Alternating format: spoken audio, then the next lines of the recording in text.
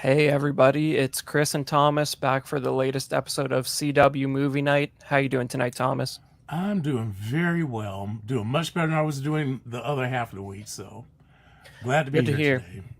All right, man. Well, this is a little bit interesting episode for us because it's the farthest back we've gone chronologically so far. So hmm our movie this week is Plan 9 from Outer Space. So give me a little overview of that, Thomas. All right. Well, Plan 9 is a science fiction movie from, I think, 1956 or 57, if I'm not mistaken. And it was directed and produced by Ed Wood. And we'll be talking more about him as we go along also. But basically, this movie is about and somewhat of an invasion of Earth by another species from the universe. And their goal is to reanimate corpses, recently deceased corpses, Dang. and because they believe that humans are stupid and are going to eventually set off a bomb that's going to explode sunlight, which will in turn destroy the universe. And so they're trying to save Wow. the universe. So that's it in a nutshell. Okay, Um, that's where I want to stay for a second because yeah. this is like a very sort of classic 50s sci-fi like schlocky movie. hmm And it's important touchstone here because this is a genre that many of the youths will not bother going back to, and I think it's a good example to touch on. Um, just we I just want to, before we get into that, I want to talk about we have a lot going on the network currently, and hmm believe it or not, the channel seems to just be flying on subs. So we have this 10,000 sub giveaway, even though it's closer to 20,000 at the moment. And yeah, like I don't know what happened. I don't know if they changed the algorithm or what. Well, I can only imagine it's due to our movie night. I mean, we must have just caused this thing to explode. My goodness, Yeah, we're that's crazy. magic.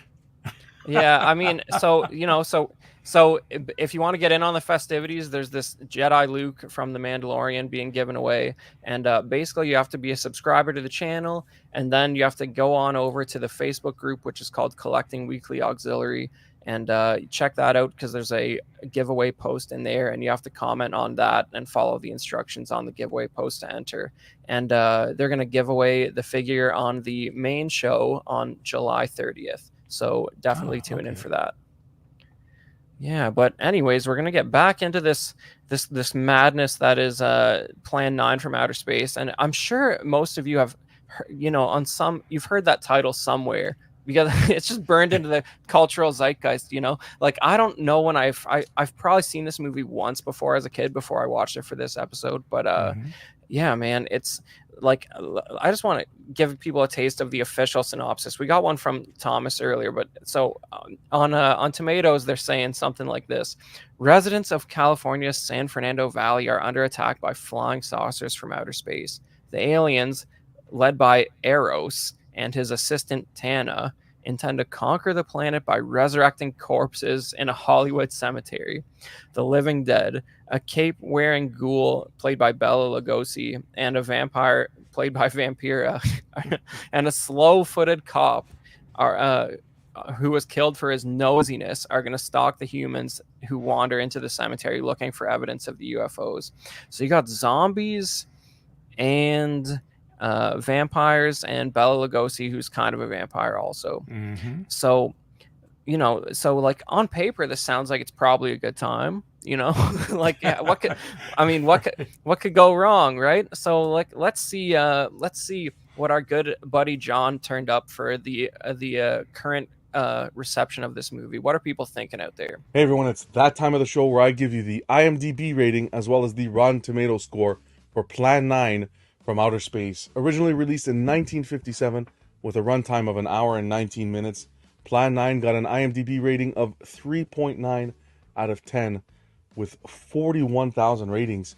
Moving on to Rotten Tomatoes, 66% on the Rotten Tomato meter and with 38 reviews and a disappointing 45% audience score with a whopping 25,000 plus ratings. Clearly not the highest rated movie, but I am curious to hear your thoughts, Chris and Thomas. So I'm going to send it back to you in the studio, and I will see you soon. All the best. All right, Thomas. So, it's not really, it's not. Apparently, it's better than the Acolyte, the current Star Wars show. So that's what we've learned. Now, That's what we've learned. So, a lot of these ratings are more contemporary, right? This movie is like what come around what like 70, it's 65, 70 years old. I don't know, something like that. Yeah, but So actually, and see, this movie originally was kind of forgotten for many years, but then I think at some point it would sold the rights to the television stations who began showing it, and so like on those shows like Elvira and different people like that start showing Plan 9, and it started gaining a cult following because they actually got, I think they got recognition at some kind of award that said that it was the worst movie ever made, and that's what gave it nice. its notoriety. And that's actually what gave me my first incentive to even go and check this movie out. I said, it's the worst movie. It couldn't be worse than Showgirls, so let me check this out. Well, well, maybe we have to have a chat about Showgirls, but I'm pretty sure everything Paul Verhoeven directed is Criterion Collection material. But anyways, but it's weird because it's like it almost doesn't feel like a real movie. It almost feels like a scam. It almost feels like the interesting thing, like when I put some screenshots together for this podcast, the crazy thing to me was like how often they throughout the movie they'll go back to the same shot or the same setup, Yes. and they sort of imply that they do this to get extra mileage out of key actors like Vampira and Bela Lugosi, where they probably filmed with them for a couple of hours, it seems, and they sort of pepper them throughout the movie. Oh, And but Bela Lugosi in particular, yeah, he was only in the initial shots at the house. yeah, All the other times was Bela Lugosi actually had died prior to the production, and so they basically had to. Ed Wood's got his chiropractor to play him. That's the reason why yeah. while he was walking around with his cape up covering his face like that. Yeah, I'm glad you mentioned that. So like there's this Tim Burton movie called Ed Wood that actually Yes, sort of gives a somewhat accurate retelling of the behind the scenes of this movie. What have you seen that? Of course you have, right? I have. Yes. It's kind of it's a semi biopic based off of Ed Wood's letters. And it was made into a little mini biopic documentary by someone, and I think that what's that dude's name? The director, Tim Tim Burton. Burton. Yeah. Tim Burton saw that and was impressed by it and decided to actually make a feature film out of it, starring Johnny Depp as Ed Yeah. Wood. So I mean, it's really I'm glad that they were able to. I'm glad they were able to kind of to give him some of his dues, because if you notice the movies that I have selected for these remaining ones, including Ed Wood, are all made by directors who kind of had a team around them, because I think that a lot of times when people wind up getting a group of trusted individuals, they usually try to get them together and they make their movies with them. I mean, you see that with John Waters. You see that with, of course, Ed Woods did that a lot. You see that with Tim Burton. You see that with Mel Brooks. These are people who actually had a core group of people that they enjoyed working with, and who understood what they were trying to put out. So I think that Ed Woods was trying to come up with some of that. And all right, so the question might come up. All right, this is movie night.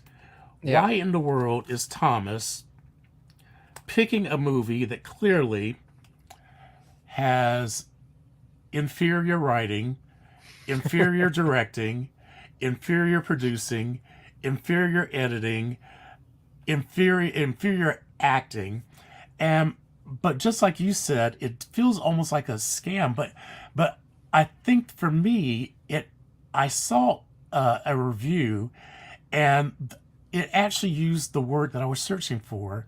It has a charm to it that I found kind of intoxicating watching it. And Yeah. it's so bad. It's just kind of like it's kind of like the ugly dog that they sometimes they have an ugly dog, but it has this goofy look on its face, and you're like, what a cute dog. I I think. think, yeah, Yeah. yeah, exactly. It Yeah. was like, it's so ugly, it's cute. Well, this movie is so bad. Well, I'm not gonna say it's so bad it's good, but it's just, it just has a certain charm. Yeah. And It's interesting. I also have to give credit to Ed Woods. This was a man who really wanted to be a movie maker. That was his goal in life. He loved it. He loved movies. And I feel like it's important to pay a little bit of homage to him for the fact that he was doing what he loved to do. He wasn't very good at it, but how many people get a chance to say that they did the thing that they love the most in life? And that's the thing that I kind of take from this movie is not all any of the flaws that this movie has. I was going to say might have, but the flaws that this movie has, to me, are far outshined by just the heart of the movie. So, Yeah. Well, I mean, it's late 50s. I mean, it's weird. IMDb says it came out in 59, and Rotten Tomatoes says 57. I don't know what the truth behind that is, but it's you can see that you can see the existent pop culture tropes sort of popping up right from the start of the movie. Now you got this guy's a little bit of an opening narrator. What it reminded me of, to me, it felt like Ed Wood's trying to do like the War of the Worlds radio drama intro with this yes. guy or something like that. Hmm. He's pulling from it's the 50s, right? So like UFOs and aliens are like there's like five worthwhile movies at most about related to aliens, Hmm. as we all know, the historical factual event of the UFO crash at Roswell was only 47, so like it's not really that deep into the cultural zeitgeist, right? So like, Hmm. but that being said, there's some themes in here that are lifted right from some other 50s sci-fi films, and like Day the Earth Stood Still, for example. Hmm.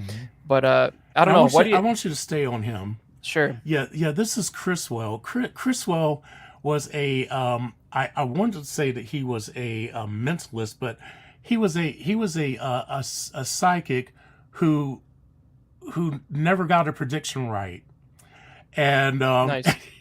and this is part of this group of people that it was surrounded by, people who he loved dearly, clearly, but were kind of in many ways kind of like a misfit crew, and Chriswell, of course, was one of them, and it's kind of nice. I want to actually just read his initial line. This is yo, what's up, Mafia? This is his initial line because Chriswell actually plays the narrator, and a kind of a god figure over the movie. But this is how he starts up the movie, and this is where we're going to see the very first lines are where we have the very first demonstration of this bad writing. So, all right, this is his initial monologue. I'm going to try to ham it up as much as he did. All right. Greetings, my friends. No, he said, greetings, my friend. Okay, not friends. He has one friend. Very So, direct. yes, greetings, my friend. We are all interested in the future. for that is where you and I are going to spend the rest of our lives. And remember, my friend, future events such as these will affect you in the future. You are interested in the unknown, the mysterious, the unexplainable? That is why you are here. And now, for the first time, we are bringing you the full story of what happened on that fateful day. We are giving you all the evidence based only on the secret testimony of the miserable souls who survived this terrifying ordeal. The incidents, the places. My friend, we cannot keep this a secret any longer.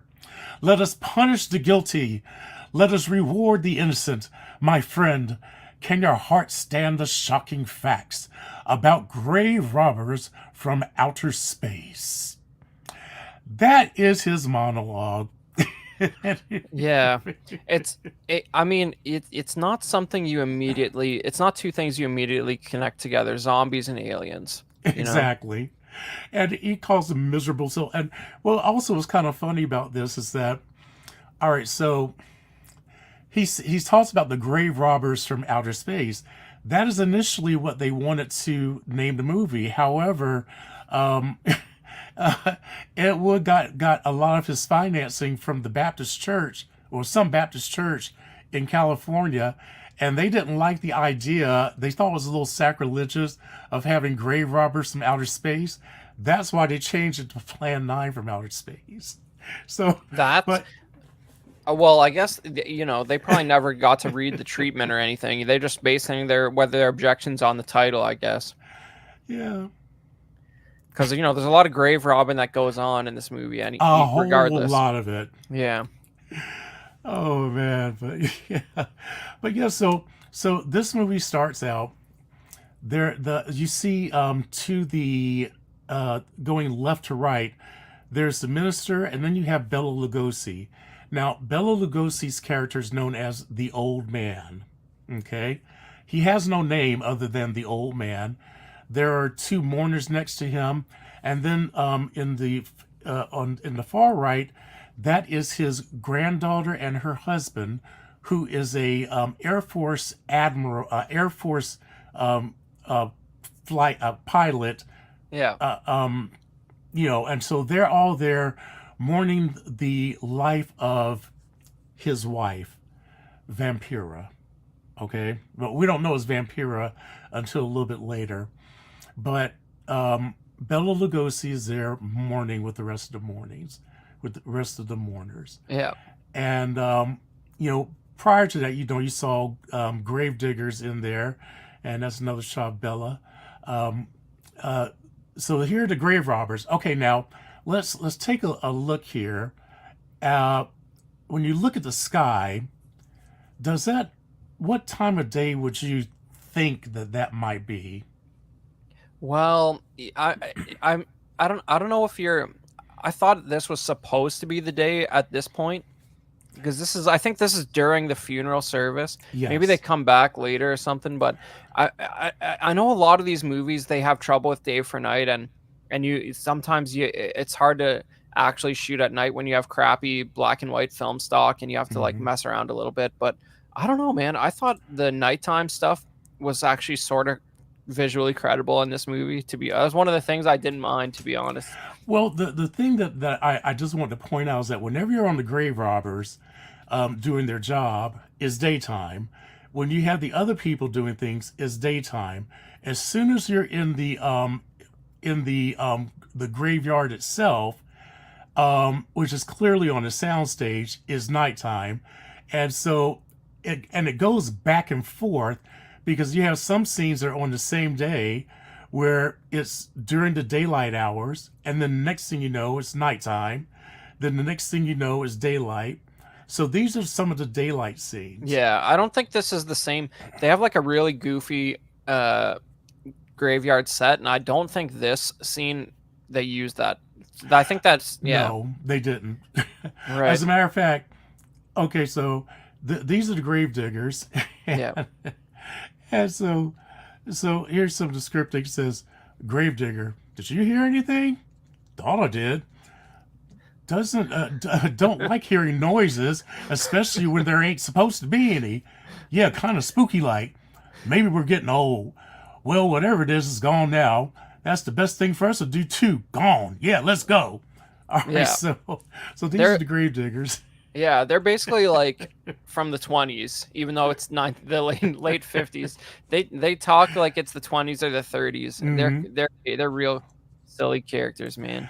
Now, this is the airplane flown by the admiral, or whatever his rank is. Yeah. The guy to the far right, that's the husband of the granddaughter. Yeah. And so now He's I'm the trying- probably the closest thing to a protagonist that you have in this movie. Yes, exactly. So I think what happens is that they are flying. I'm trying to think of the order, but they were flying. I think this is when they have the encounter Yeah. with the spaceship. Yeah, they're flying and they get all freaked out because they see a UFO outside the window. Yes, and they see the UFO during daylight, which is unusual. Usually, you see them at night, so you can see the flashing lights and stuff. But this flying saucer is flying around in the daylight, just having a nice little cruise around, just Yeah. seeing what Santa Monica's like, Bothering people. bothering people. Exactly, flying over a church, and flying over the graveyard. So, and the graveyard. Oh, they're the Gravediggers again. Yeah. But this graveyard, to give a little context, which will make sense as we see more of the slides. The graveyard just happens to be next door to the house of the admiral and the granddaughter. Yeah. They live next door to a graveyard. Okay, so Well, the important thing Ed Wood wants you to know about this movie is that it's set in Hollywood and he filmed it in Hollywood because that's very important to him. That it was filmed in Hollywood, because Hollywood is very important to Ed Wood. yes. And so basically you see the aliens hanging out in the graveyard, Okay, and so they immediately get up to no good. Now, flashback to the Gravediggers. Daylight. Now let's go to the graveyard. Nighttime. And Yeah. so now, okay, and they were covering up her grave with the dirt, and she comes out of the mausoleum, which of course, Well- the mausoleum of course is also made out of cardboard. They might have been working on somebody else's grave. Yeah, I think they're walking around. They're walking around on a different set on a different day, and then they get spooked by her. Yeah, so this is where they're trying to leave because you heard the spooky noises. Yeah. And so then the dead wife, who's just been laid to rest, comes out. Now, of course, everybody knows that a dead wife is going to wear a low cut. And you should see her waist. Her Yeah. waist is cinched so tiny. I don't know how she breathed. But Yeah. but you know, We'll get she's to that. she's wearing her Morticia Adams garb because Yeah. of course that's how all corpses dress. Well, isn't correct me if I'm wrong, but I don't. Maybe you don't know, but I'm pretty sure she was like a TV host, like a proto Yes. Elvira. Right? Yeah, she was kind of like that type of thing, and that's actually her. I believe that's how she would dress. Yeah. So But it they wasn't want like the- it wasn't they like want they the had to. recognition. Yeah, they didn't have to spend any money on costumes because she just wore her regular Right. costume from her shows, I believe. Yeah, that looks about right, and she's credited with her stage name of Vampira as well. And I don't know, like you'll see, and like I was saying earlier, like she comes back a few times, but I'm pretty sure she filmed a couple shots in this setup, like with the mausoleum, and then she's in like one other scene where you actually see some of the other actors, like Right. something like that. But you know what? Also, I find to be kind of chuckle. It kind of makes me chuckle, is that they were burying her in a grave in the ground, but she emerges from a mausoleum. So I don't know if they had some sort of little underground passage to the mausoleum, but they clearly buried her in the ground. Well, they didn't want to put Vampira through the indignity of a crawling out of the dirt grave Of the shot. dirt. Like like they did to this other police officer guy later on. Oh, But boy, yeah, so you know, we move along to Now. one of the other two shots of Bela Lugosi. Yes. This is Bela Lugosi in one of the shots that it would captured. And let me find that.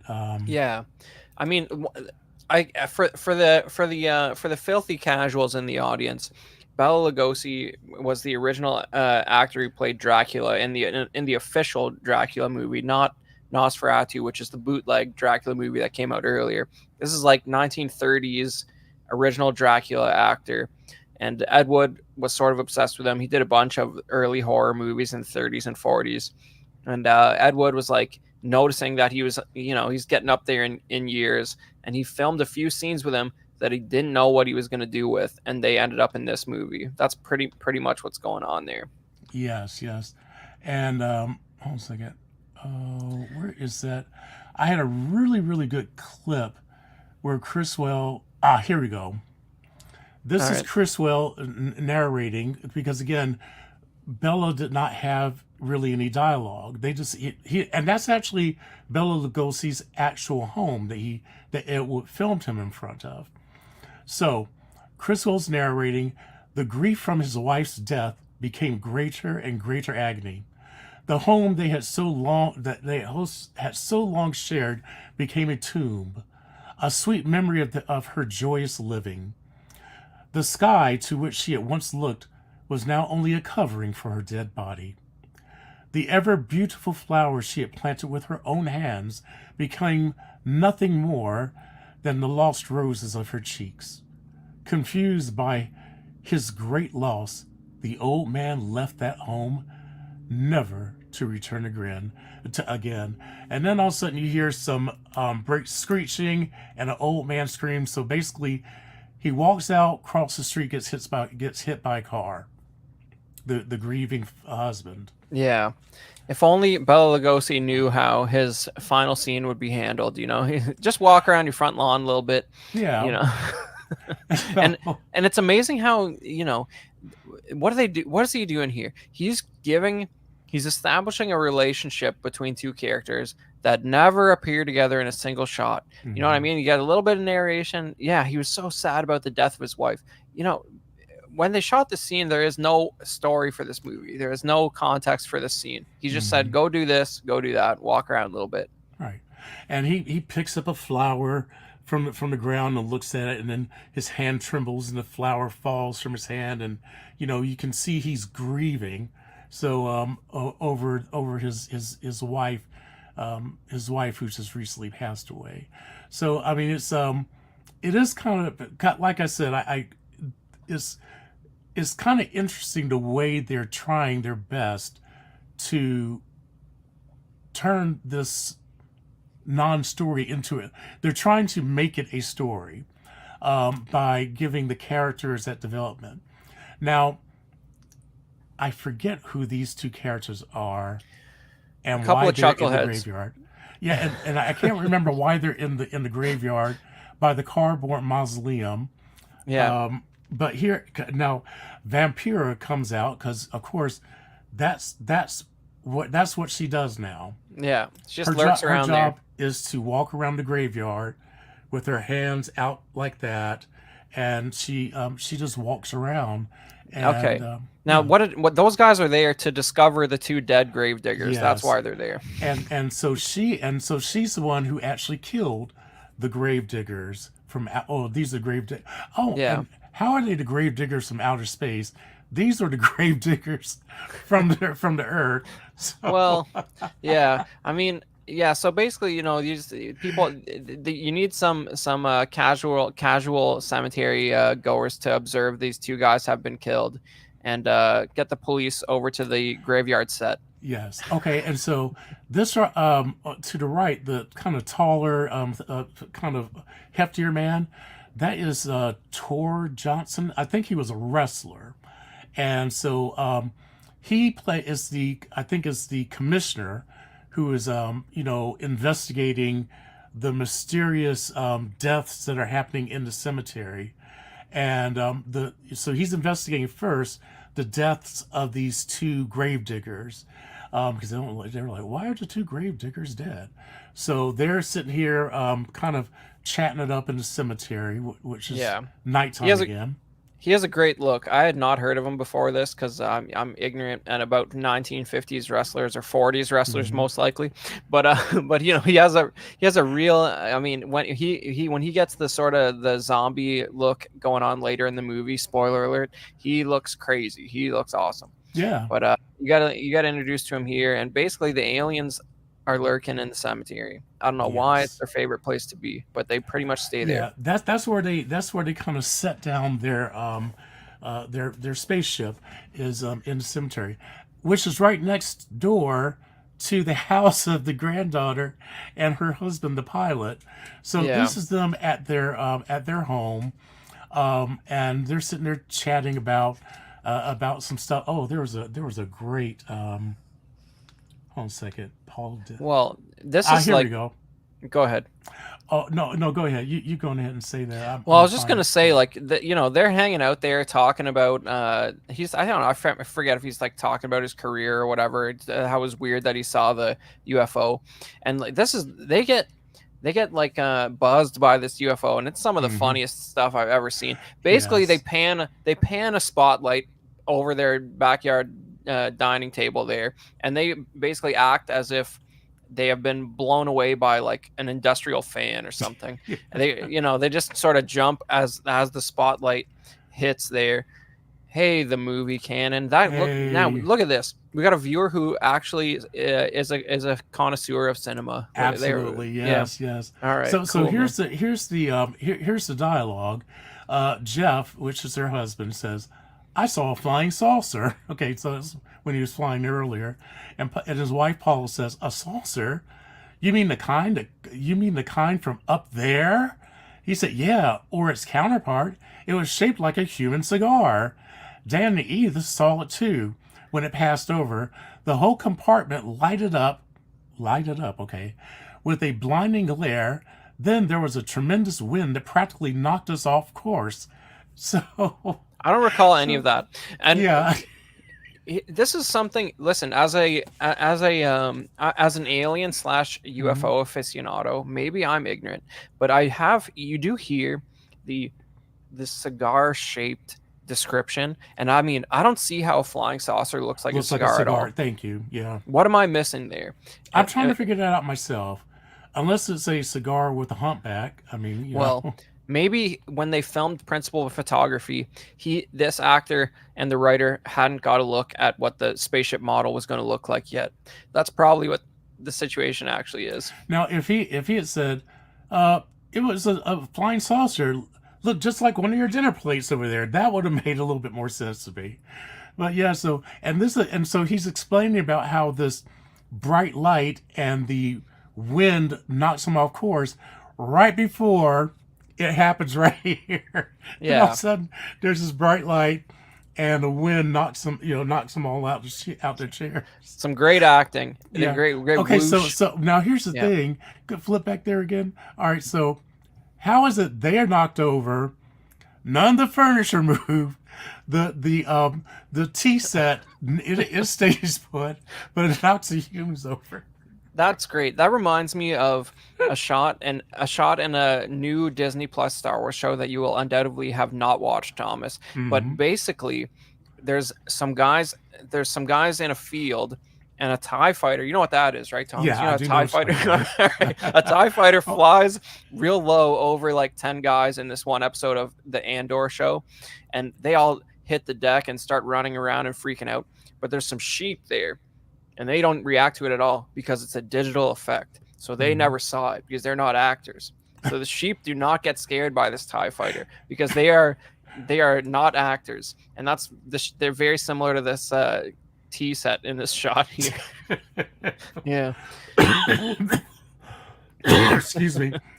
Yeah, so yeah, that tickled me when I first saw that because I was like, yeah, man, there that acting was a little sketchy, but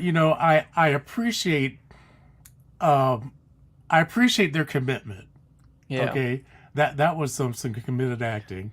yeah. And the sound. I mean, it just. it's kind of cheap, but it just shows you that you can do, like, they literally pan a light across these guys, and then the rest is a sound effect and then acting, and that's what you do on a shoestring budget, really. Yeah, yeah. So here they are back in. Okay, so I think I think they're doing another flyby over the graveyard now, because I think now they're getting the same effort there. Well, yeah, they're next door, so that's what happens. Yeah. Yeah, they probably look at this guy. Oh, he's Yeah. hamming it up. He saw the aliens. They're flashing them and flying by. Look at his eyes. And a couple of the aliens had to be at the window mooning them or something like that. So So they're just freaking these guys out, and this is, it's just, you got to put this in context. Like, the only reason there's such a thing as a description of a flying saucer for a UFO is because the Roswell newspaper, the day after that thing happened in 47, said that the Army recovered a flying saucer. You don't find that description before that. So it's like that's less than 10 years before this. And there's some very famous historical incidents of a bunch of UFOs being seen over the Capitol area in Washington in the 50s. So, like, this stuff was in the news a little bit, and it's like, and it's it's in the cultural zeitgeist, and it's like, it's hard to put yourself in the mindset of the whole Roswell thing was 10 years ago. You know what I mean? Like, it's hard. It's like, it's fresh. The idea of that stuff going on is fresh, and you don't have the UFO lore that is built up over the decades that we have today. yeah. So of course, okay, so we're back at the mausoleum. So Yeah. now, okay, so they have buried the old man, and so now the old man comes out of the mausoleum to do his ghoulish mischief. So, whatever they, and I've got to believe that when you're a zombie, you got to have some fun. So maybe walking around the graveyard like this and spooking people, maybe they're just doing that for fun. Have a few jollies. Yeah. It's good, and it's like, and Ed Wood is not being subtle. He's like, this is supposed to be Bela Lugosi, even though it's the stunt guy. It's not him. It's the stand-in, where you said is a lawyer, doctor, whoever it was. But but then and then he goes back to the because he couldn't get that thing. Now he's going back to the Dracula tropes. exactly. So The he's Dracula, like, remember how Bela Lugosi is Dracula? Yeah, we're trying to remind you of that fact. So this, who knows if this guy's on the same set or not, but he's freaked out by Dracula, and he's freaked out by Vampira as Vampira. well, and she is just looking crazy. This is good Yeah. stuff. So she's coming at him with her vampire crazy eyes, and the old man comes at him, and they both dispatch him to the next stage of existence. Yeah, and they do it without physically interacting with him in any way, because they Yes. were probably shot several days, if not years apart. Who knows? Who knows? Vampira, I think there's one scene later where you see her with some of the other actors in a shot, but most of it is just this setup where she's sort of coming at the camera, and we're led to believe she somehow kills this man. She killed two gravediggers Yeah. and a big, bulky, hulking wrestler, police commissioner. Yeah, with her alien zombie powers. Right. However it happened. And these cops who are a few feet away, I guess they didn't see any of that happen. I don't know. They get called back there. Right. So I think this is the scene where they they buried the police commissioner who just emerged, because I think this is his grave. Okay. So his is actually also in the ground, and but we'll see what. All right. So, and there's Vampira in the background. still, stalking them, around the graveyard. Yeah. And so, all right, so I got a You're gonna question you're for gonna you. you're gonna notice that the plot, it gets a little muddy here. I might have simplified the slides because like he really just comes back to the same shots over and over again, and it's like really hard. Like there's not a lot of meaning to what's going on, but I think the idea here is that she observed this cop getting buried, and he's gonna be the next target, basically. Right. And they spend a lot of time in the graveyard, so just Yeah. just be aware of that. So now I can't remember where the car was going, but Oh, I think they're just driving around, wait a and minute. this is where And Hollywood gets buzzed by like all three UFOs, and they drive yeah, all over town. and that was the part so I'm sitting here like, where did three come from? There was that one. I can't remember where the other two came from. Now, what was really cool though is that the mothership is still up in space, and so when the ship's dispatched, they showed them kind of flying out from the background. I guess they're coming out from the bay, and then they come, dangling around, and then they come flying down. So now they're here to terrorize Los Angeles. Yeah, and Um, this is funny because it's like you can just see Ed Wood. You can just imagine Ed Wood going around with a tripod and no barely any equipment, getting all these plate shots of the big studios and all that stuff, just bothering people, no permits on the street, and he's gonna edit in a goofy UFO over the NBC offices and studios and ABC and all that, and it's yeah, just it's him sort of. He's really hammering home the point that this was filmed in Hollywood, you know. yeah, yeah, and he got and this a majority of this movie was made using stock footage. That's what Right. he So did. Is yeah, so he didn't so have to pay for it. right. Maybe those studio shots are probably part of that. So this is one of my favorite scenes in the movie. So, the army guys, they've had enough of this crap. They've had enough of these alien UFOs flying around, and they got their little radar dish. We're gonna find out where these Hollywood aliens are at. And they basically roll this missile truck. This is the whole power Hmm. of the US Army. They got two or three of these trucks. They come out and start firing on the aliens in a very hilarious fashion. Now, I'm guessing this is some of that stock footage you were talking about, because this Hmm. army truck appears to be actually firing rockets in this shot, and I don't know how else you'd fake that. It doesn't look like a miniature to me. Maybe it was, but It's if it it's is, stock footage. Yeah. it has to be, because otherwise it's the best effects work in the movie by far. But you have this cool shot of they throw some black cat fireworks at these models, and you get some explosions up around the UFOs on this painting of some clouds, and it's just good stuff. The truck just unloading on them.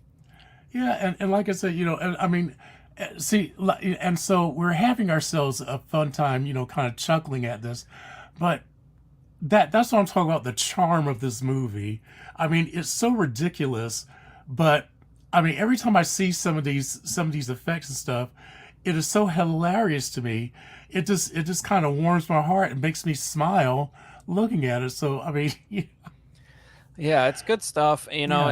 and the arm you got Oh, the okay. Air So Force guys watching the battle. yeah, but clearly he's standing in front of a a, a screen because you see this little shadow there. So Oh wow. it's not like they didn't go outside and take a shot of him somewhere.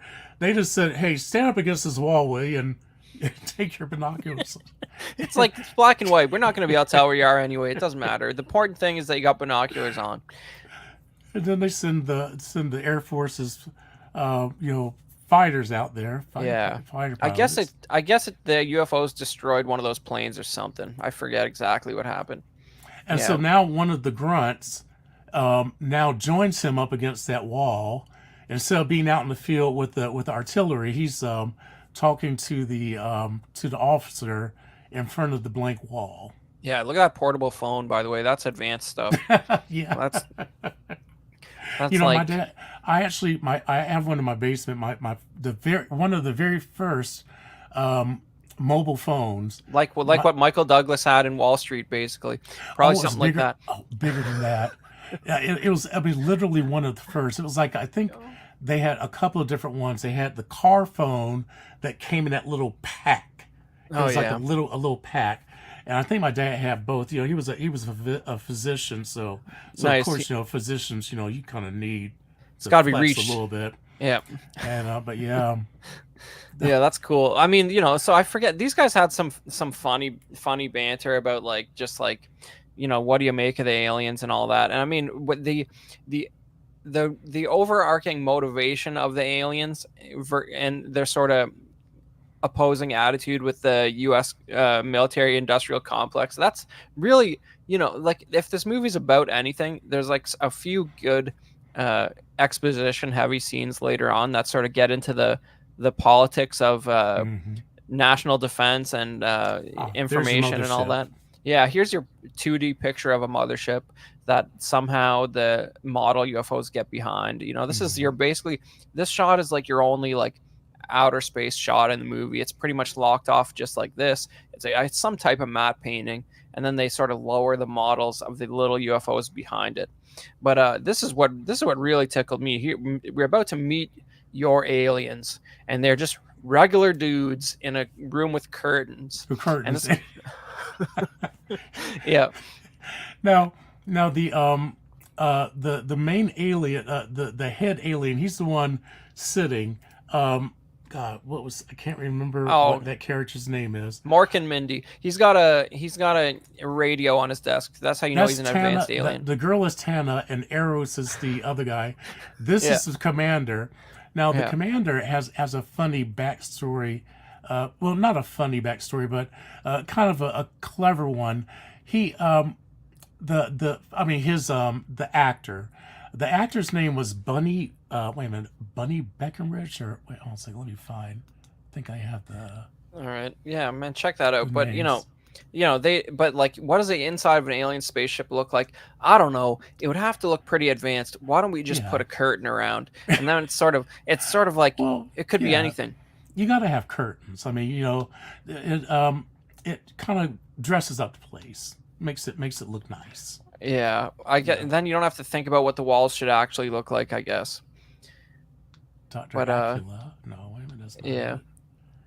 So yeah, they're up there they're up there reporting in to the supreme ruler on what they're and that's when they kind of talk a little bit the Plan 9, the about Plan titular Plan 9. 9. Yeah. Exactly.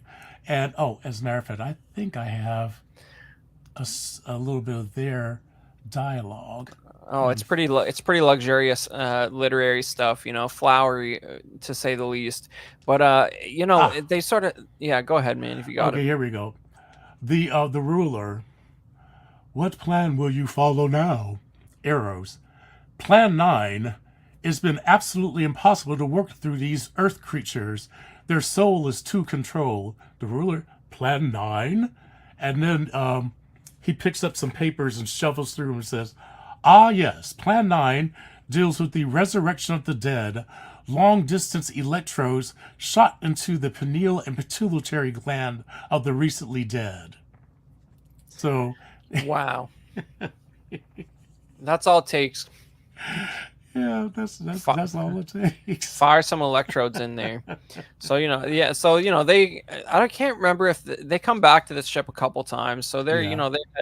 they have another hallway of the ship apparently, where you see a little doorway there, and they head back into their space whip, and they reverse the shot from earlier where they Mm.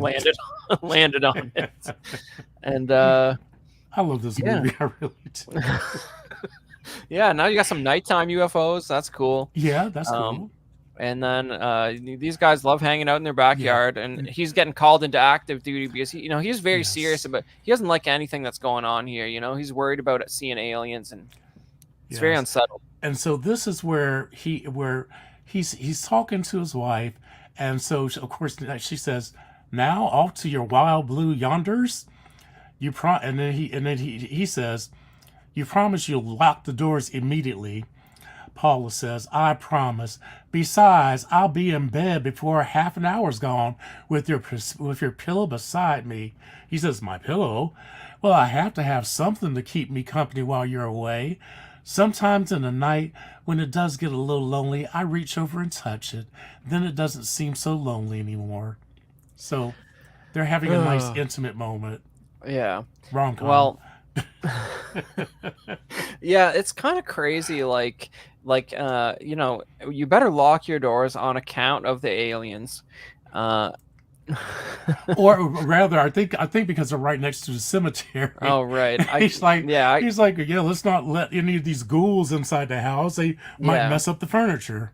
I guess people have been dying a lot in that cemetery over the last few days. So you know, he gets back into his plane, which I guess it's like, is he a passenger pilot? Because they do talk about the passengers in this scene. Because I think do they get buzzed again? I can't remember.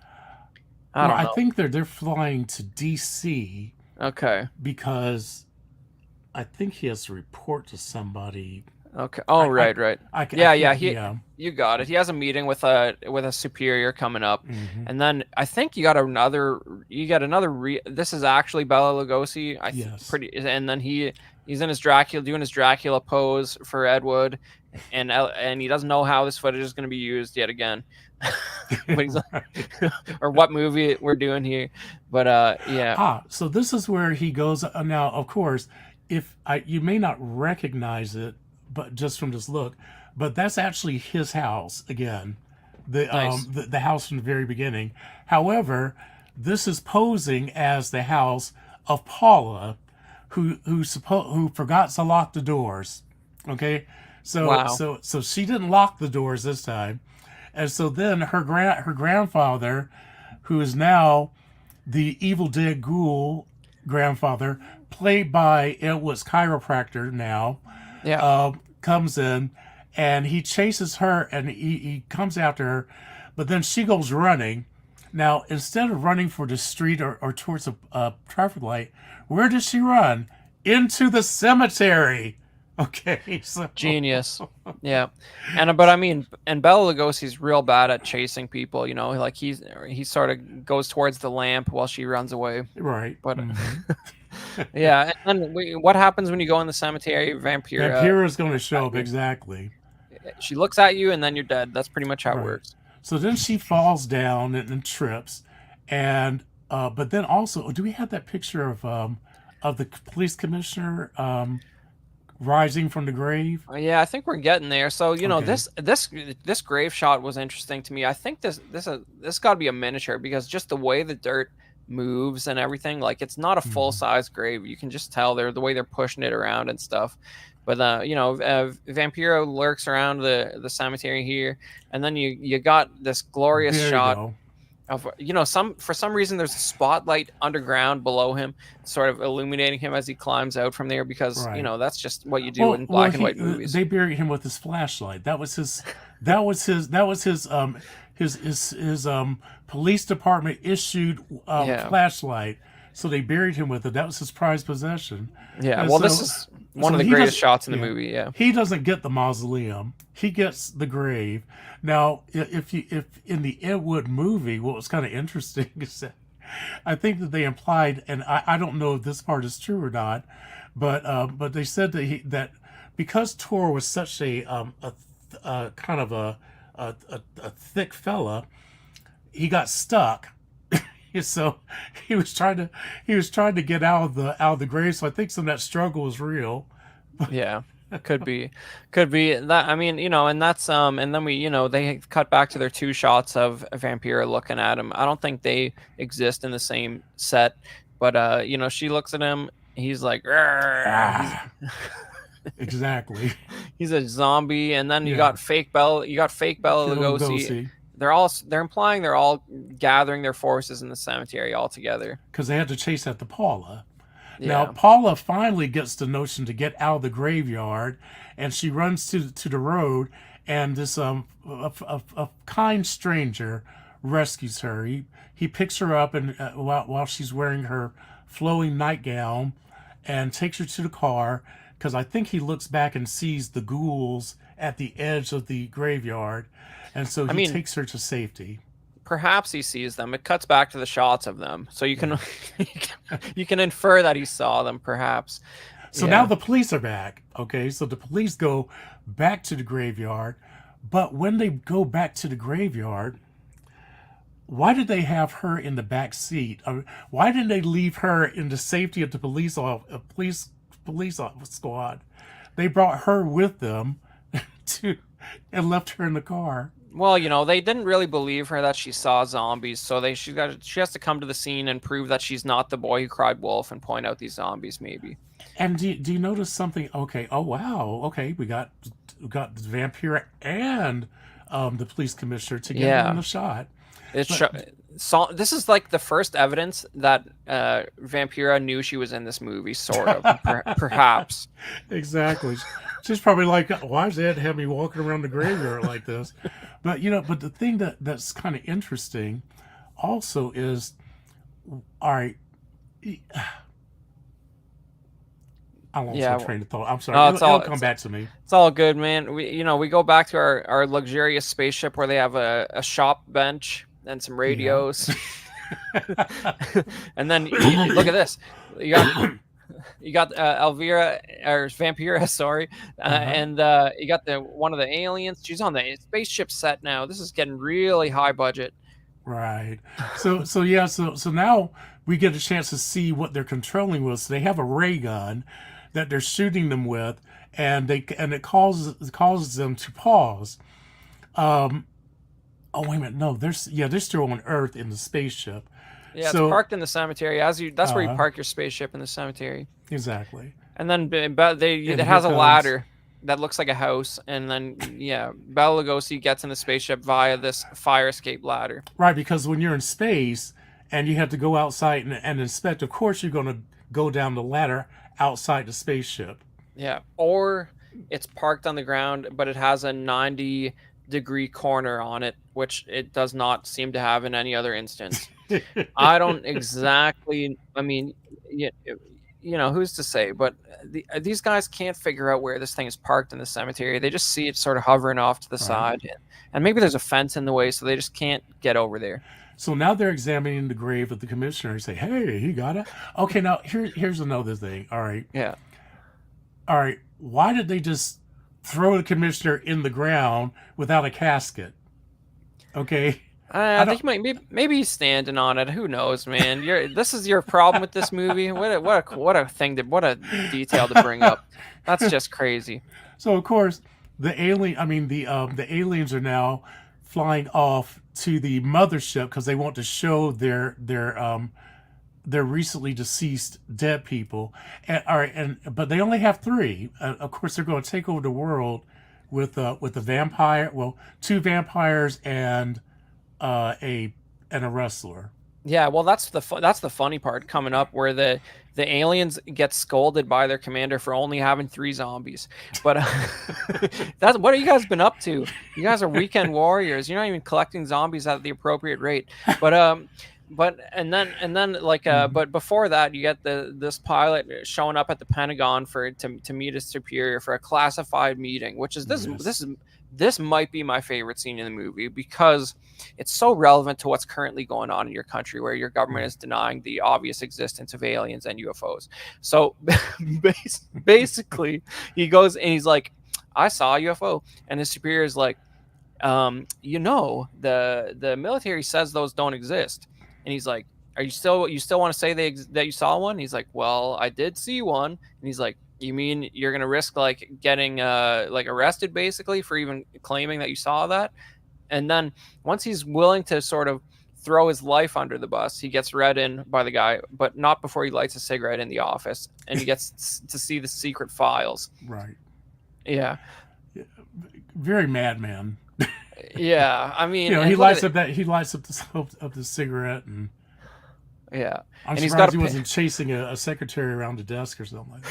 And look at this picture. There's like an artistic rendering of like some nebulas or something behind his chair. Mm-hmm. It's like, this is before, you don't have no Hubble pictures or anything. This is just some guy playing with crayons, imagining what it looks like. You know what I mean? They don't really know what any of that stuff looks like yet. But he gets read into the secret alien files. He's like, we've known they've been around here for a long time. We don't acknowledge their existence because we don't really know what their intentions are. One time we shot at one and I think we destroyed one, he tells them, or something. And, he represents there's been this animosity between the two, and they don't there's some funny backstory. It's like, well, we had radio communication with them once, but we stopped answering their phone calls and started shooting at them. I don't. It's something like that. Something like that. Yeah. Oh boy, so yeah. And this is where they So get scolded for not having yeah. a big enough zombie army at this Now, point in and so time. you can tell which is the mothership because the mothership always has curtains. The Yeah. little mini ships, they don't get curtains.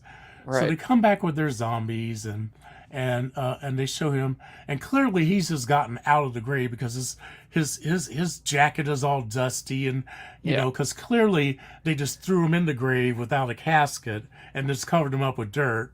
So he's standing there, Yeah. and I think that she's about to do a demonstration with her little ray gun.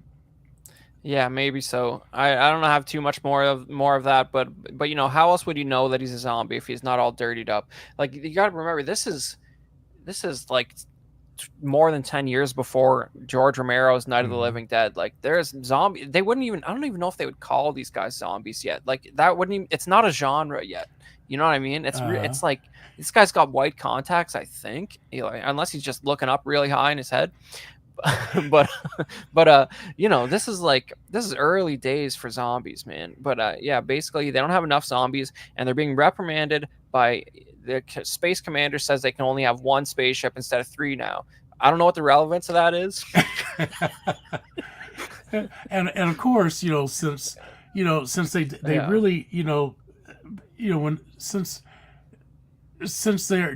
we have one zombie, we have one clear zombie, and Yeah. I think that even though we don't have any evidence of Vampira and Bela Lugosi being bitten by vampire bats, we can assume that they are just the undead, not actually zombie dead. They may just be undead. Yeah.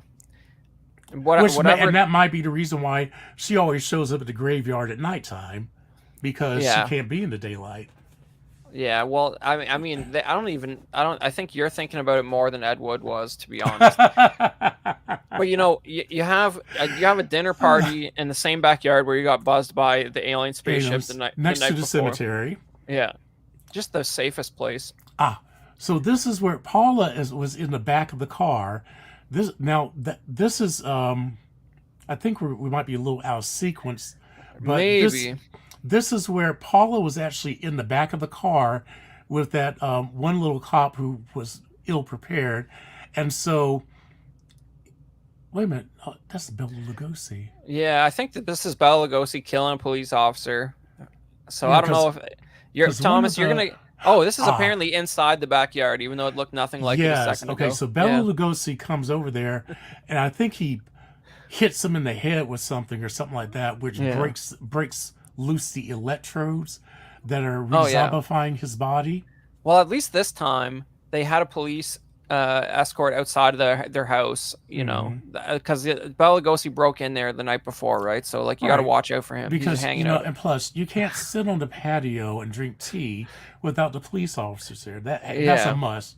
You must yeah, invite the police officers to tea.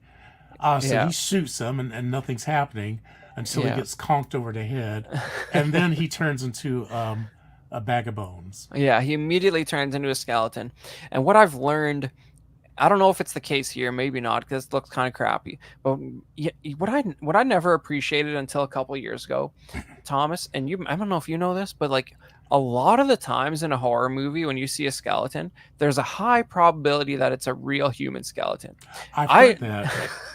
This is I new have heard information that. for me, Yeah. because apparently, like, I don't know how it is now, but you listen to interviews of like Tom Savini and stuff, and they're like, oh yeah, man, that's way cheaper than us like resin pouring like one, and you can order them from India for a couple $100 or something. You know what I mean? Like they just get them, right? And like you have that skeleton at the start of Creep Show, like that famous like animatronic skeleton. He's like, yeah, I Mhm. guess that was a real guy at one point. That's kind of crazy, but don't think about it too much.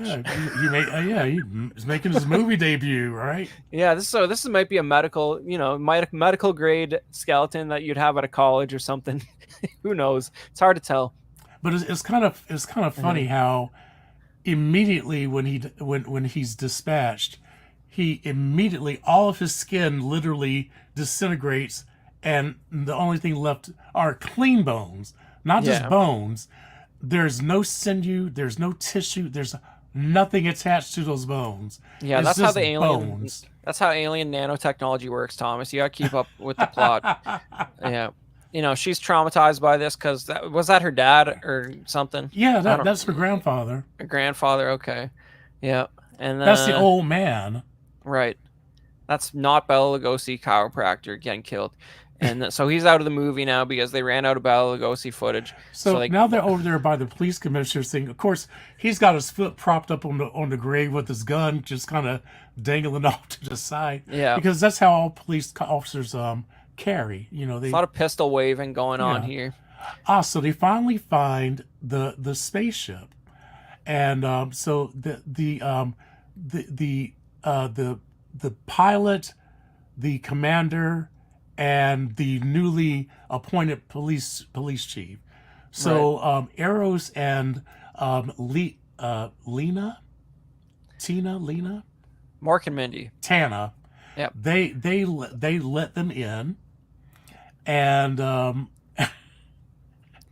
this is where we get into some really really great dialogue. Oh yeah. Yeah, SK, just appreciate this frame for a second here. So you got this is some Ed Wood lighting. Like you see the double shadows crossing each other in the middle of the frame. Like we got one light for these guys and one light for these guys. So you get these weird hard shadows in the middle. Like there's just no nuance to the lighting. It's just like we need to fire some lights on so the camera's physically capable of getting an exposure. And who cares what happens to the shadows or anything? We're up against a flat wall anyways. And you got these guys are just with no curtains. you got curtains, some sort of submarine pressure dial on the wall, whatever. It's alien spaceship. And these guys are just both aiming their guns at the aliens as if that's remotely a good idea. It's so funny. And and I gotta bring it back to the real important topic of why your government's lying to you about the aliens, Thomas. And it's simple as this. A lot of people can't comprehend the fact that if they're here, your existence is at their whim, and that's kind of these aliens take a real slow path to destroying humanity. They're gonna make 2 or 3 zombies per day. They think maybe after about 50 years we'll have disabled the humans. Only because the commander told them to. They thought 3 was going to be fine. Yeah, it's a really long-term, thoughtful plan. But just the idea that these are high-ranking military officials who think that you should be able to threaten a space alien who's come from another solar system with a pistol. It's sort of, you can't, like, if you can't intuit the fact that any being that's capable of getting here is so far beyond you and from a technological perspective. And a flying cigar, no less. Yeah, it's just the idea that you even think you can threaten them with a pistol is just sheer madness. It reminds me of there's a great scene in Independence Day, that 90s great alien movie, where they show a news broadcast where they're like, please stop firing your guns at the alien spaceships. Like you might inadvertently start a interstellar war. Maybe the bullets are going to just fall down and hit your neighbor anyways. Like it's really not a good idea. You're just shooting fireworks off. But this is a fun scene. So basically, they threaten them, they shoot the ground, all this stuff. The aliens can have a TV. They have closed circuit TV. So this is where the police, the dead chief, has kidnapped Paula, who when they all go to the graveyard, they bring her with them, because of course they can't leave her at the house because she always forgets to lock the door. So they bring her with them. Of course, Vampira or somebody dispatches the one guard that they left next to the car, and so Tor then I'll call him Kamish. Kamish then swoops her up and takes her back to the spaceship. So he's standing outside the spaceship, and they're doing this, I guess, with to say, ha ha, I've got the upper hand. Yeah, and then you get one of the worst fight scenes ever. They just sort of throw each other towards the calendars. Look at the poor cable management under that desk there. Like tidy up your alien spaceship power bars and stuff. Like that just looks messy. You know what I mean? Like you'd be ashamed. You'd be ashamed to have a computer desk looking like that. But the aliens haven't really discovered cable management yet. But they basically they sort of give the description of Plan 9, and they sort of make the case like he says something great where he's like, we have to destroy you Earthlings because of how stupid you are. Here we go. I actually have that dialogue. Yeah. Here's this. Yeah. Why a particle of sunlight can't even be seen or measured. That's from the Colonel. Arrow says, can't you see or measure an atom? Yet you can explode one. A ray of sunlight is made up of many atoms. And so then Jeff says, so what if we do develop a solanite bomb? We'd be even a stronger nation than now. So then Arrow says, stronger? You see, your stupid minds, stupid. And so then Jeff says, that's all I'm taking from you. And that's when that fight erupts where he gets. Yeah. Well, it's just like these army guys just don't understand that they're not in a position to negotiate. Like, like they don't. It's like they can't intuit that they're dealing with a superior power. Oh boy! So. Oh wait, where are we? Okay. Well, so I guess the cops find Kamish, and you're at this is your classic creature from the Black Lagoon holding the damsel in distress pose here. This is just quintessential like early horror movies. They're just pulling from all the great visuals from stuff that came out in the 30s and 40s. Now, evidently they crack him across the head or do something. However, wait a minute. Do you remember? Did he turn into bones also? I don't think he did. No, I don't think they didn't bother filming another skeleton on the ground for this guy. Okay. I don't think. Yeah, he just that might just be the last you see of him. Not sure. Now they're still trying to get a hold of this, but all right. So this is another bit of the dialogue, where after he called them stupid, the Colonel says, "You speak of solaranite, but just what is it?" And Arrow says, you can take your gas. You take a can of your gasoline.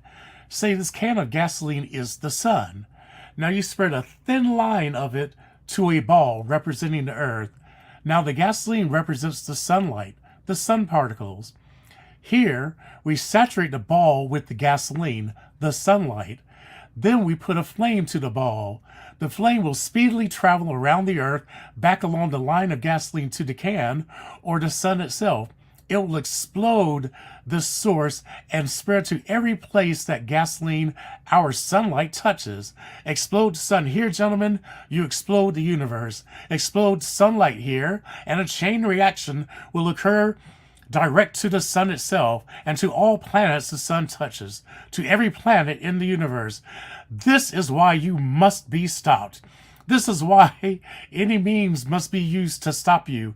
In a friendly manner, or as it seems you want it. And then the Lieutenant Harper says, he's mad. And Tanner says, mad? Is it mad that you destroy other people to save yourselves? You have done this. Is it mad that one country must destroy another to save themselves? You have done this.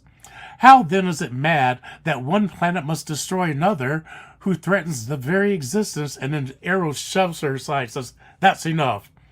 He says, in my land, women are for advancing the race, not for fighting men's battles. Life is not so expansive on my planet. We don't cling to it like you do. Our aim is for the development of our planet. So then we immediately go to sexism. Okay. Sexist aliens. He says, get out of my way, woman. You're here to make babies. Yeah, but it's just also like, if you're a supreme advanced being, you don't usually engage in combat by like beating a guy over the head with a frying pan. Essentially, is what it looks like is happening here. But it's so hard for me to imagine what audiences' expectations are like in the 50s, because you have the superior film, The Day the Earth Stood Still, wherein the alien is also just a regular dude. I mean, he's got Gort, the robot, but the primary alien guy is just a regular human, and they don't imply in that either that it's like a facade that he's just sort of putting on. They're just like, that's just what he looks like. You know what I mean? It's like, so I guess this predates audiences having an innate concept of biology where it's like an alien would not look exactly like a human if it evolved on a different planet, all that stuff. But we're getting ahead. This is not something Ed Wood is concerned about, but it's just I just wonder about the audiences back in the day. You know, it reminds me of like Planet of the Apes, where it's like the original Planet of the Apes, which that's gonna relate to our next episode. But in the original Planet of the Apes, it's this big surprise at the end. Everybody knows this. Spoiler alert for a 1968 movie. Charlton Heston walks down the beach at the end. He sees a Statue of Liberty, and he's like, "Oh my god, they blew it up, those maniacs!" And it's like, my guy, you're an astronaut. Have you not wondered why all the apes are speaking English and have assault weapons that are from your time period?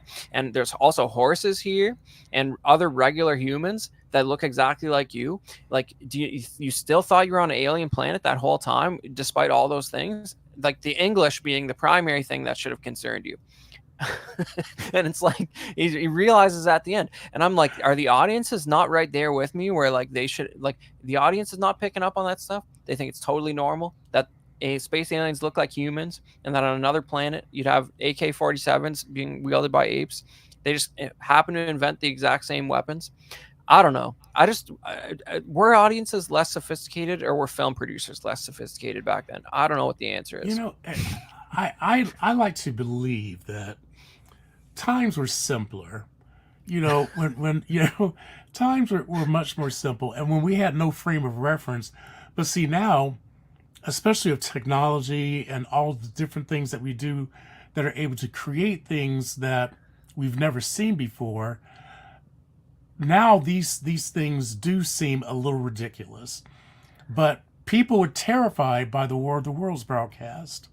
Right. And just by hearing it, because that was the only method of real communication that they had, and so people were in a panic. And I think that even as times progressed, you are limited by your knowledge at the time. Like, we can look back on this in a quaint. We can look at this quaint movie, and kind of chuckle at why they're behaving so stupidly. But for all intents and purposes, even though this movie is particularly bad, they that's the only frame of reference that they really had.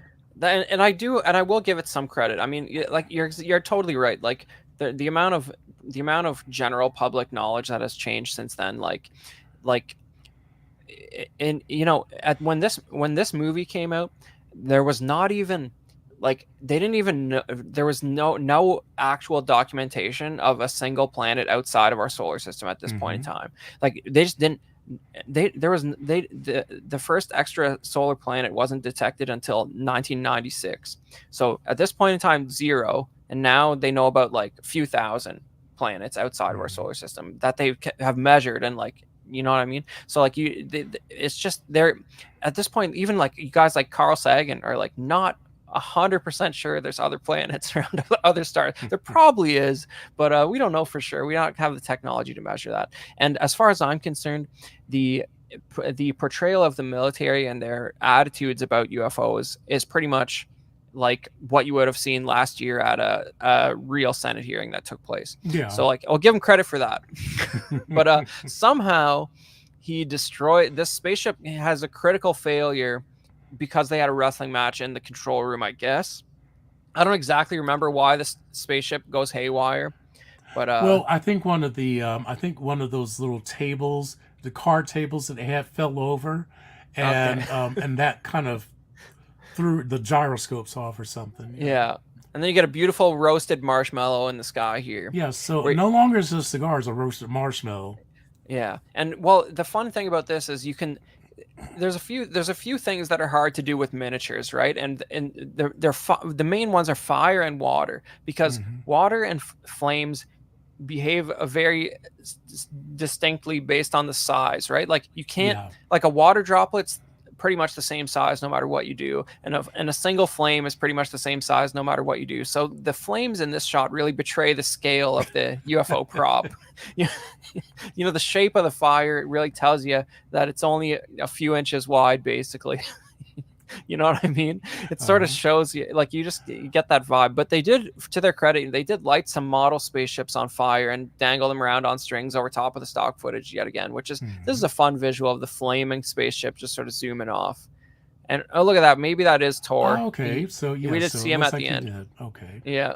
Pile of clothes, and all the aliens got lit on fire, and we come back to our narrator.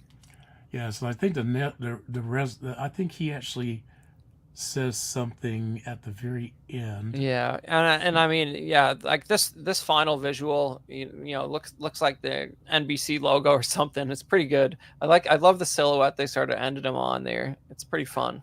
Here we go. Last lines. All right. My friend, again, just one friend, because I guess he probably anticipated only one person was going to see this movie. My friend, you have seen this incident based on sworn testimony. Can you prove that it didn't happen? Perhaps on your way home, someone will pass you in the dark, and you will never know it, for they will be from outer space.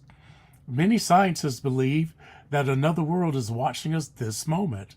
We once laughed at the horseless carriage, the aeroplane, the telephone, the electric light, vitamins, radio, and even television. And now, some of us laugh at outer space. God help us in the future. Well, so here you have another instance of Ed Wood's brilliant writing relating to a factual statement, where, billionaire company owner Robert Bigelow, who has Bigelow Aerospace, who has a bunch of contracts with NASA over the years. He gave an interview where he said aliens are walking among us looking like humans. So Ed Wood just knew what was going on, man. That's right. You know, yeah, he was on top of things. He was on top of stuff, and he clearly did his research and knew that the aliens were real and here. So that is Plan 9 from outer space. What a joyous time that was. So, you know, Thomas, you recommended this movie, but I think you did it because you knew it'd be a fun conversation. So I don't know, man. I'm thinking we're probably not going to have a 5 out of 5 from you here. Oh, no. Yeah, I gave it a very generous 3.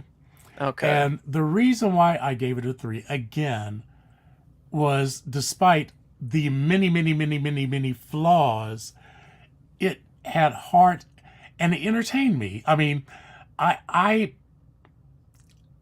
can't remember the last time, and it may have been unintentional. Well, not may have been. I'm sure it was unintentional, but I found myself just smiling and laughing at the misadventures of this group. And like I said, you know, I also want to just give respect to Ed Wood, because I mean, had it not been for people just disparaging his movie, people would not have known that he even existed, which is a shame. And you know, because how many of us have actually made a movie?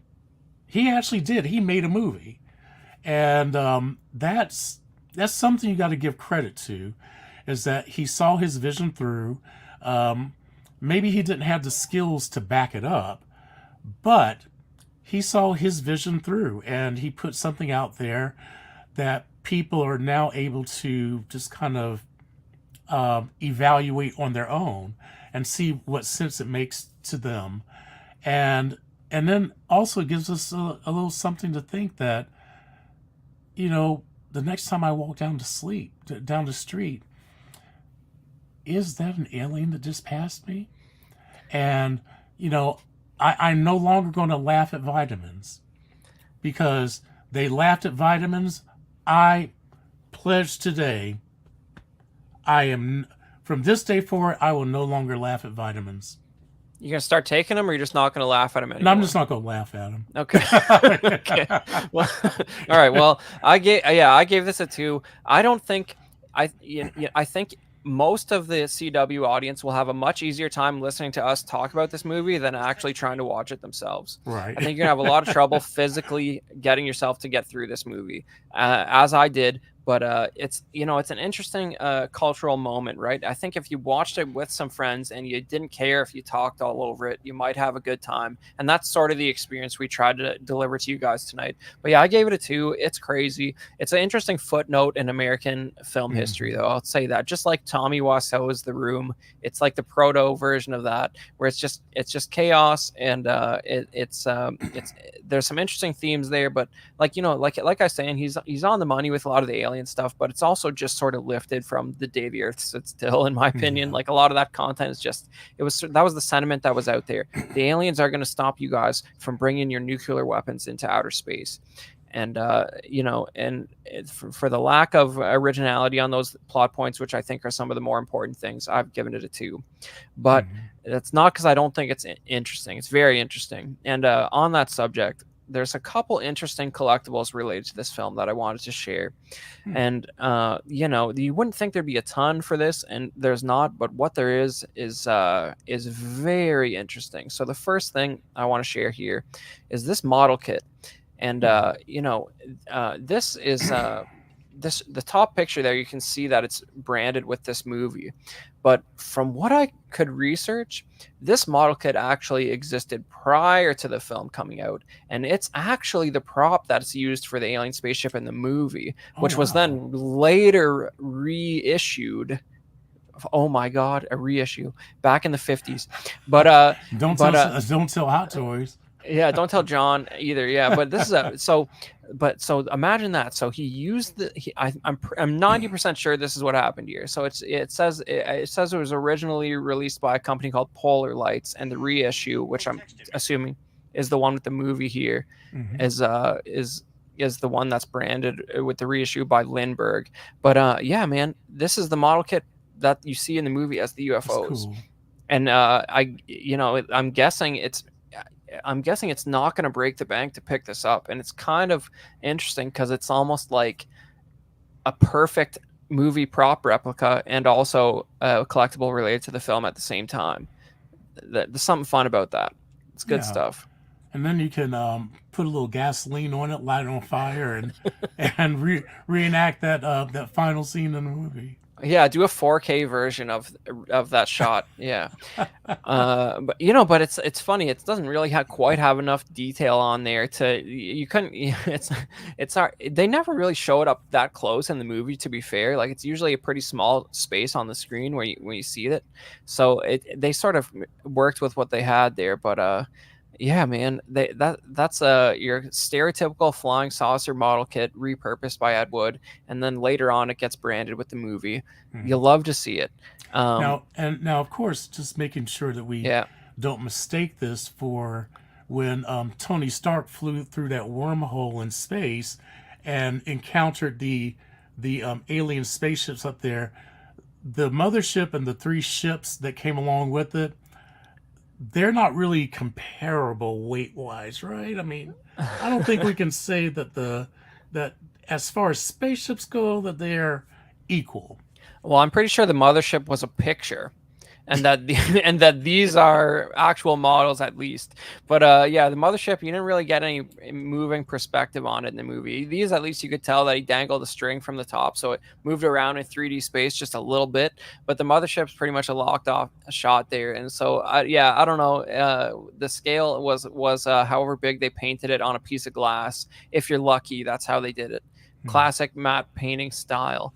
But yeah, so here's this is an old-timey collectible related to this movie, and I put one more in here that's a little more contemporary. So there's a lot of companies like Mondo used to do this, where they're really known for like their prints and stuff.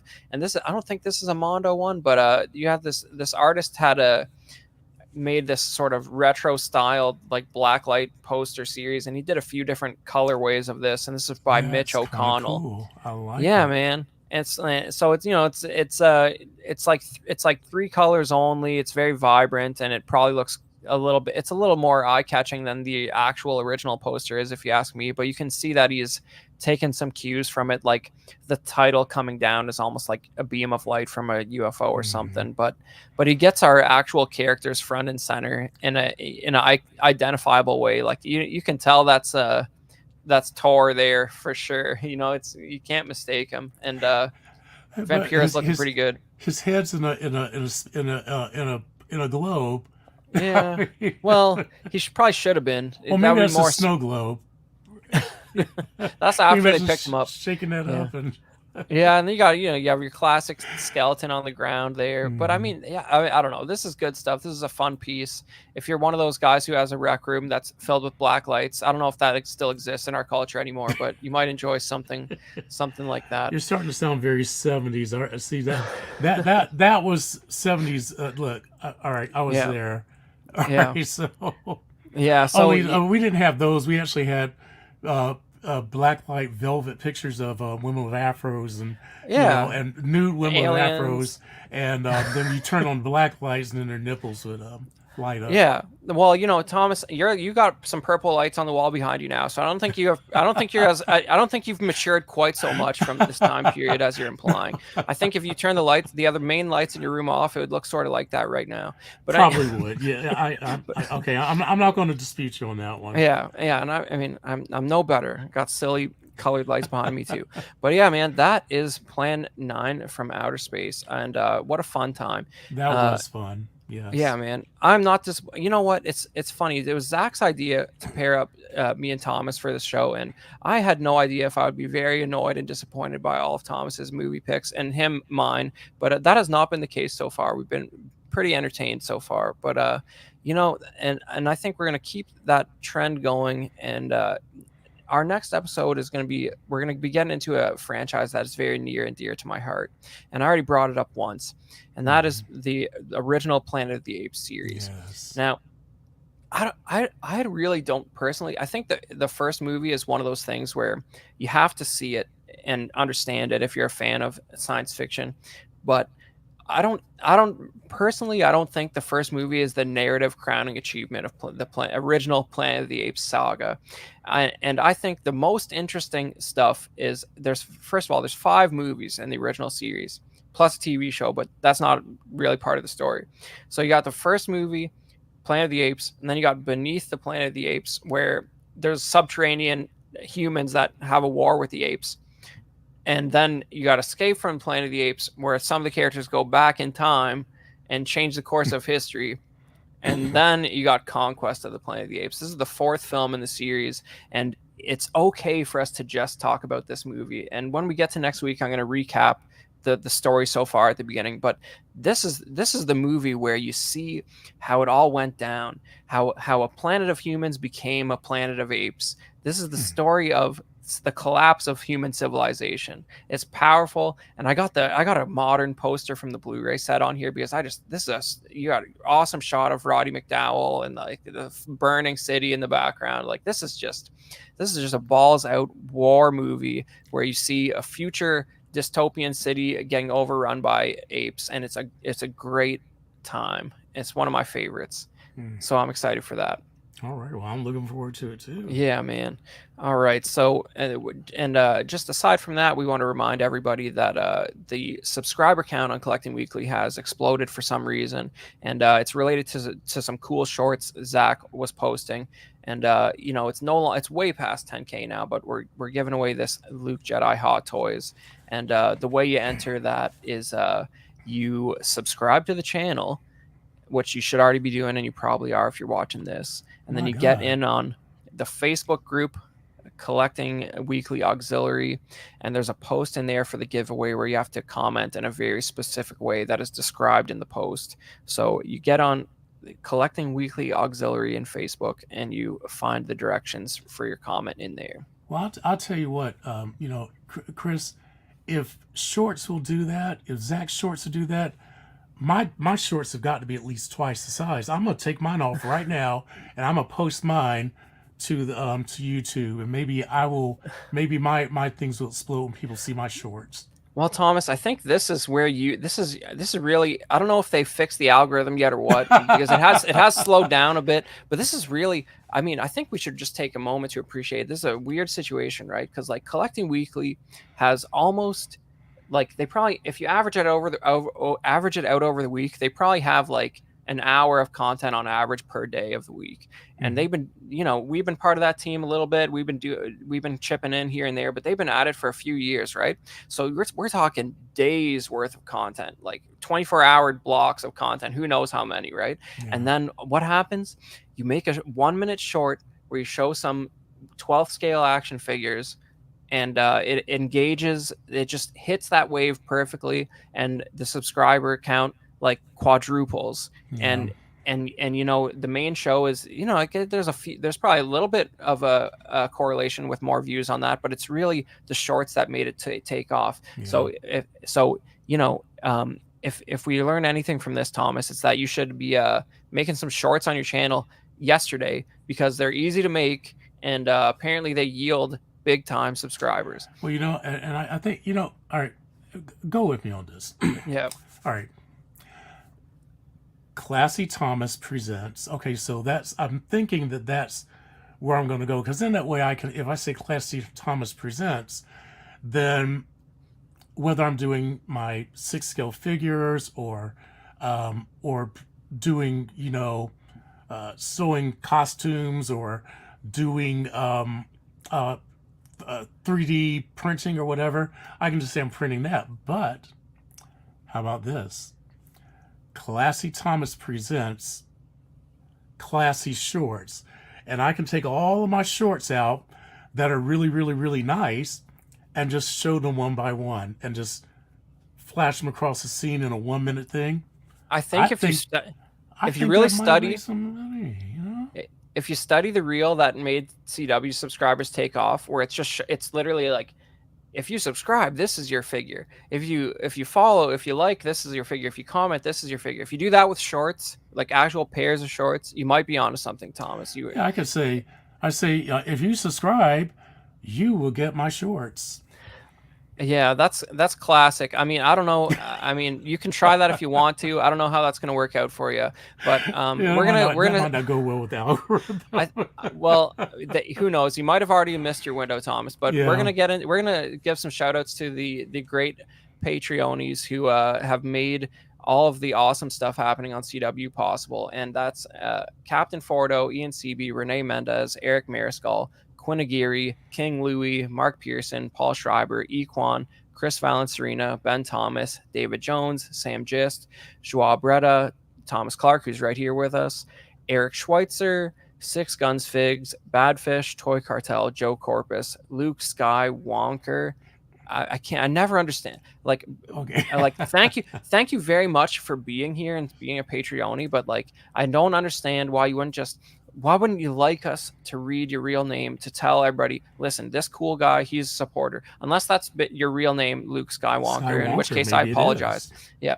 But anyways, then we got Dan Lee, Deanie Martin, Stephen Krett, Big Fern, Caesar American, Mark Phillips, Lisa Martin Bomonsky, Rick De Gregorio, Ricardo Valdez, Jose CZ, Erwin Azucena, the illustrious Rainer, and Alid Morgan, Tukathri, Wah, Derek, the guy who gets me every time. I'm just going to call him Derek B, because I am just having a blue screen of death when I look at that name. Big apologies.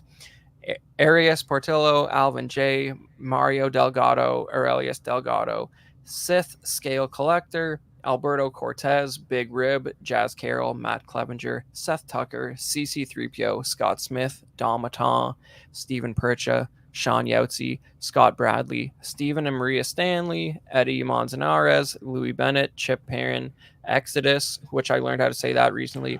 Abe Abe Dunk TV, and Gigi the Judgmental.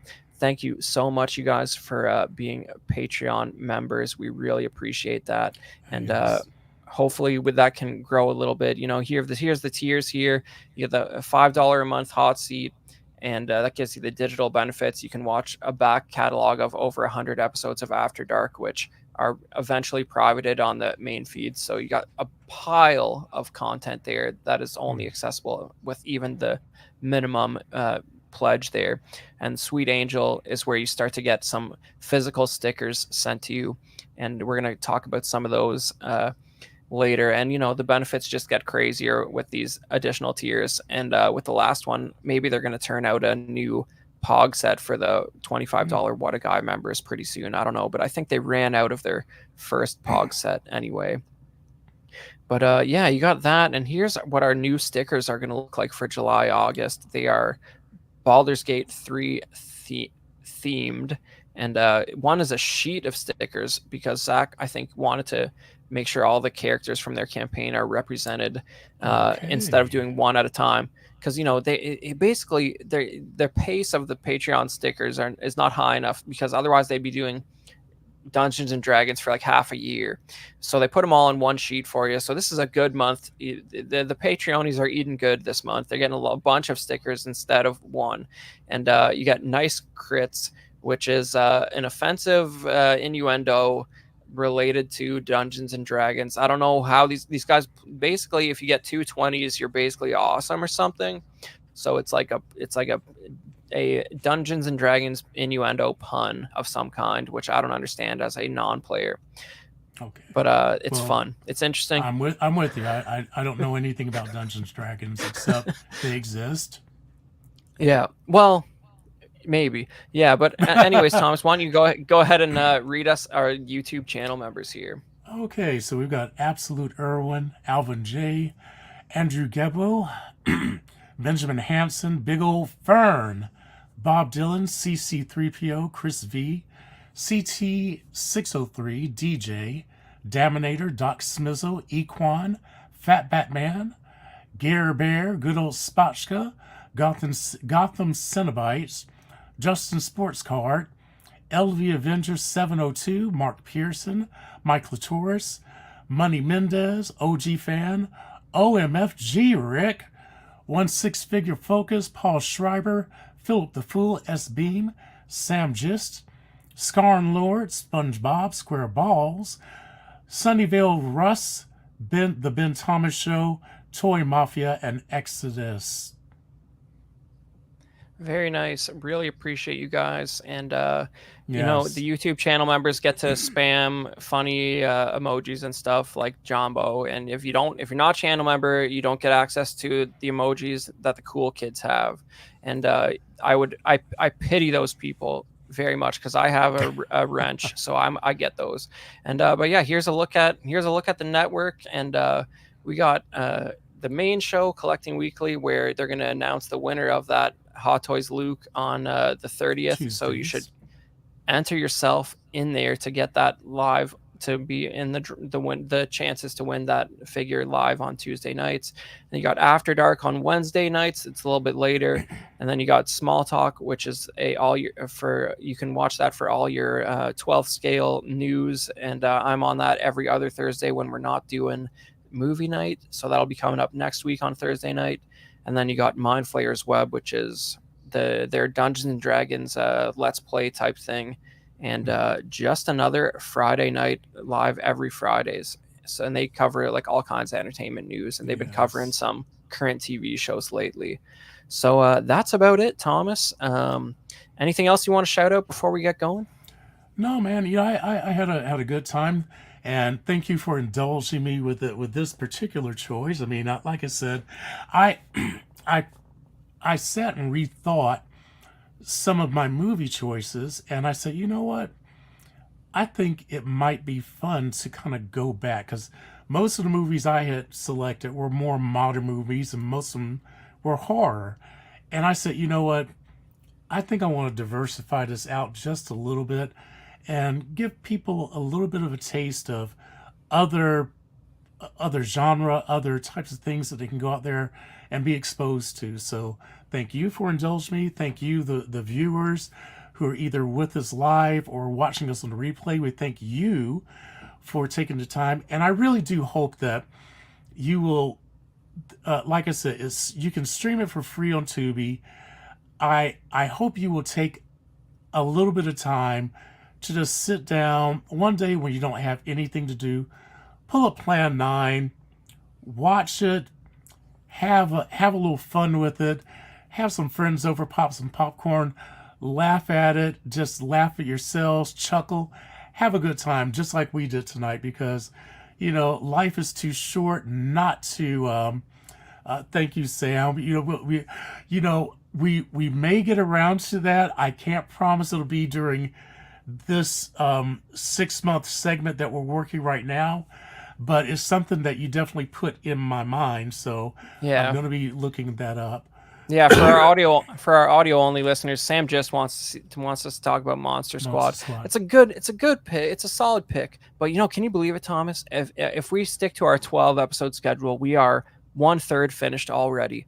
It's Really? crazy. Wow. Yeah, man. How about that? But anyways, thanks very much for everybody who joined the chat tonight. Sam Gist, the movie canon, Sith Scale Collectors, CM Chuck, Thanks, Chuck. Stickman, Portal Flash. That's a new name for Wow, me. yeah. And I think that's, and then Toy Mafia, of course. I think that's everybody we had in the chat today. Mafia's doing his emoji thing in there, and he finally, I think he won that other subscriber giveaway, the Dragon Ball Z one. He won the 2. He got the Goku and the Vegeta. About time his dedication was rewarded. That's good stuff.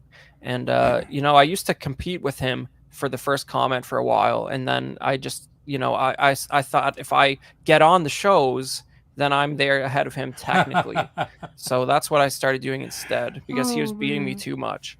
So but anyways, that's it for tonight, and we are going to see you in a couple weeks for Conquest of the Planet of the Apes. Yes. All right, have a good night, guys.